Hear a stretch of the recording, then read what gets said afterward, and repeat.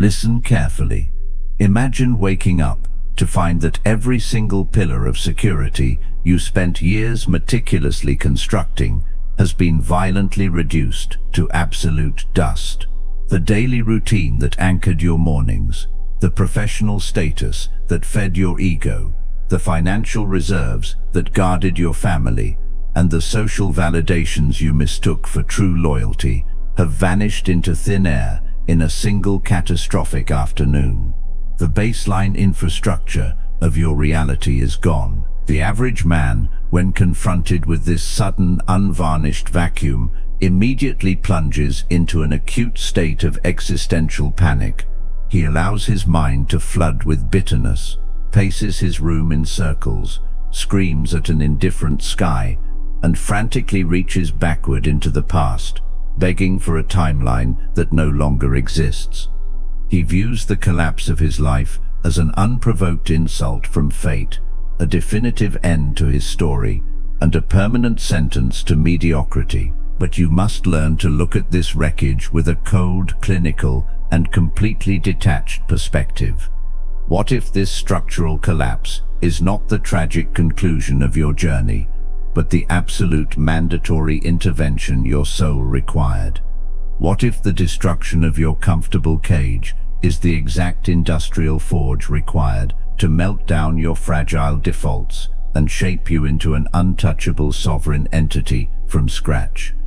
The fire does not destroy the granite. It burns away the cheap debris to expose the true fortress beneath.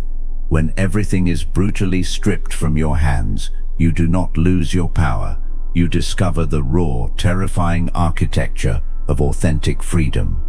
In the modern landscape, you are constantly conditioned to define your human worth by the heavy accumulation of outside vanity, chasing corporate titles, leasing luxury assets, and curating an illusion of prosperity for a public gallery that is not even paying attention.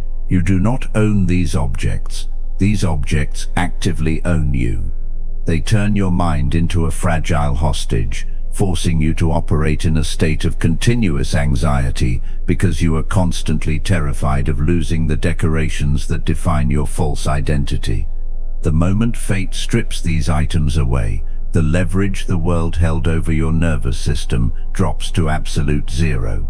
You are liberated from the exhausting performance of a life you did not choose, freed from the suffocating obligations of maintaining shallow social alignments, and permanently rescued from the soft, air-conditioned comforts that were quietly eroding your raw potential. The master Stoic recognizes that wealth, status, praise, and comfort were never his permanent property.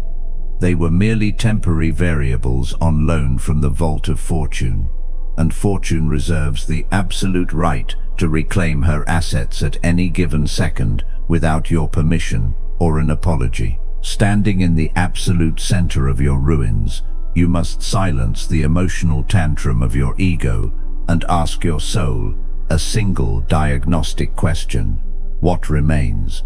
When the bank accounts are frozen, when the titles are stripped, when the fake friends have vanished into the fog, and when the physical arena around you is completely burning, you are forced to look at the unvarnished substrate of your existence.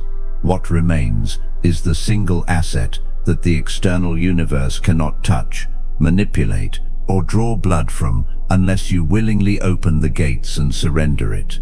What remains is your character, the structural integrity of your rational mind, and your unyielding ability to choose your next internal perspective. The crowd believes you have been ruined because your exterior walls have crumbled, completely blind to the reality that the inhabitant inside the fortress is still entirely unharmed.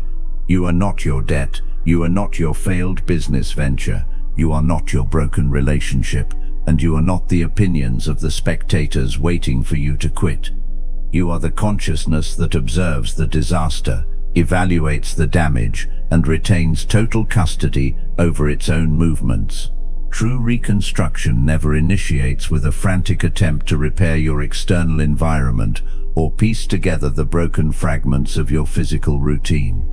It begins with a violent internal recategorization of how you perceive the crisis itself. You must take a hard, unblinking look at the wreckage of your current reality, whether it manifests as overwhelming financial debt, the sudden betrayal of a trusted partner, or the total collapse of a long-term professional roadmap, and separate the data from the drama.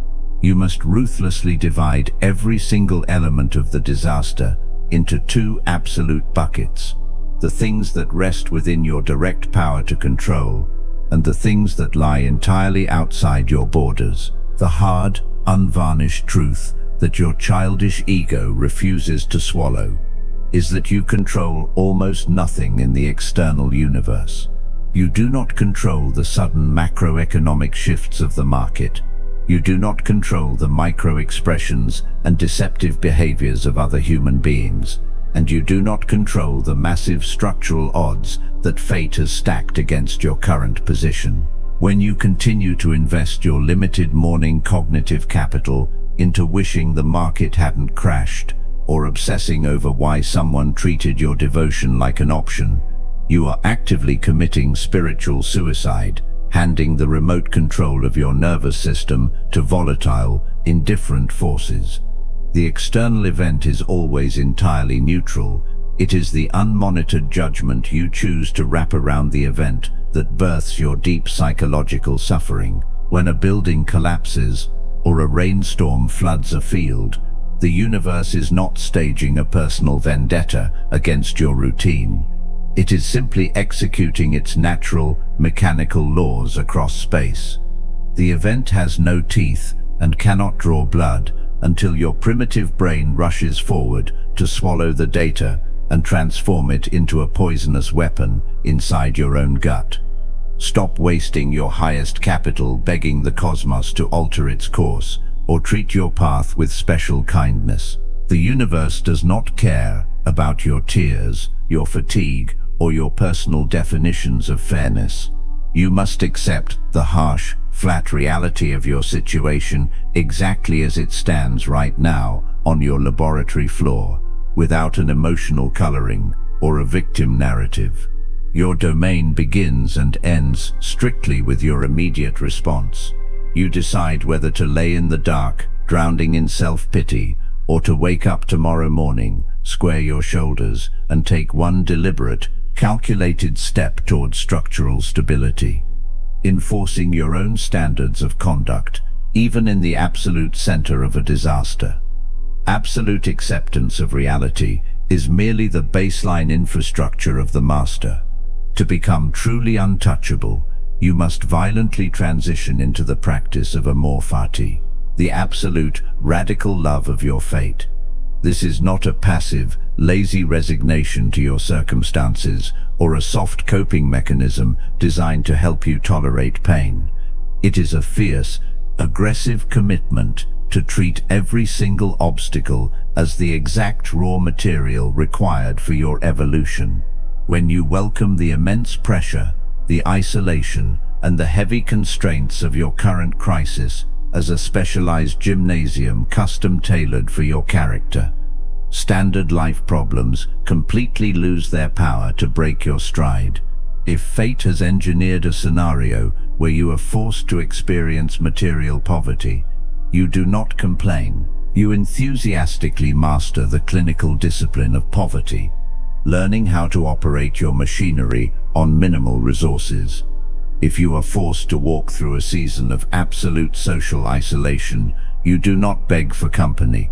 You master the terrifying strength of solitude, refining your internal monologue until you no longer require outside applause to validate your existence. The resistance is not a wall blocking your path. The resistance is the path itself. The individual who rebuilds his reality by the sheer velocity of his own discipline will construct an internal blueprint that no external market, hostile competitor, or personal betrayal can ever steal from his possession. When your success is built on favorable weather, cheap luck, and the unstable approval of a crowd, your empire is a fragile house of cards waiting for the first strong wind to knock it down. But when you have walked directly through the center of the industrial furnace, when you have stared into the empty void of total loss and figured out how to generate order, focus, and momentum with nothing but your bare hands, you have upgraded your internal software permanently. You stop fearing the storm because you have verified that your internal citadel can withstand the heaviest waves the ocean can throw against your stone walls. Hardship stops acting as an emergency that derails your focus, transforming into the very polish that refines the texture of your character, allowing you to move through the arena with a quiet, terrifying stability. This massive reconstruction does not manifest through a grand, cinematic gesture or a single afternoon of intense motivation. It is forged across the mundane, repetitive, and often completely invisible work of your daily audit. Every single morning, the moment your eyes adjust to the light, you must explicitly define your success by the specific actions you will execute, completely divorcing your mind from the results you expect to harvest. You do not master your day to receive a specific paycheck or an outside accolade. You execute your duty simply because your internal standards demand absolute excellence from your hands. Every single night, before you close your eyes and surrender your consciousness to sleep, you must run a cold, clinical inspection of your conduct, without an emotional tantrum or self-loathing.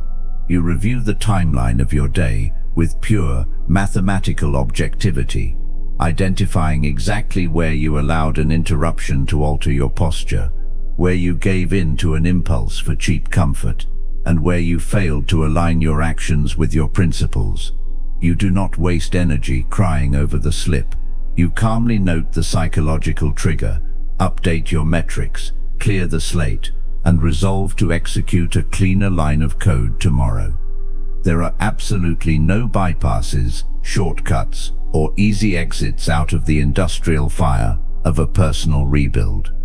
The only way through the center of the furnace is one deliberate, disciplined, and unyielding step at a time, logging the hard hours when you are completely exhausted and when nobody is watching your labor.